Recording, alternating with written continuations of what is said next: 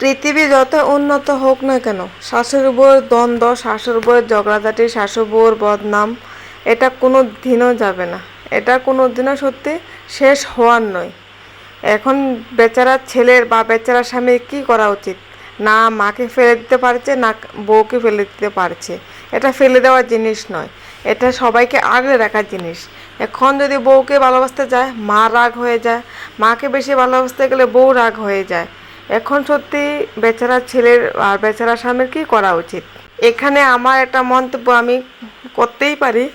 যেমন শাশুড়ি যদি মনে করে যে আমার ছেলের বউটা শুধু বউ নয়, আমার মেয়ে, মেয়ে ভেবে যদি আগলে রাখতে পারে, আর মেয়ে যদি যদি বৌমা যদি মনে করে যে আমার শাশুড়ি নয়, এটা আমার মা, একে অপরকে যদি তারা সত্যিকারে মন থেকে ভালোবাসে, আশা করি স্বামীর বা তার ছেলের এটা নিয়ে চিন্তা করতে হয় না, মানসিকভাবে কষ্ট পেতে হয় না।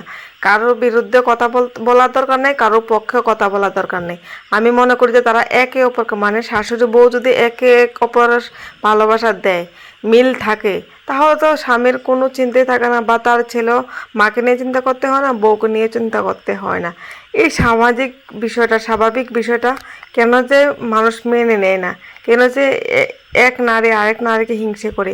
মা যদি তার বৌমাকে হিংসা করে, স্বামী হিসেবে হ্যাঁ তো কষ্ট লাগবে। আর বউ যদি তার মাকে হিংসা করে, স্বাভাবিক ছেলে হিসেবে খুব খারাপ লাগবে। এই বিষয়টাকে যদি সহজ সরলভাবে মানুষ ভেবে নিতে, তাহলে হয়তো বা কোনো স্বামী এইভাবে মানসিক যন্ত্রণা ভুগতো না।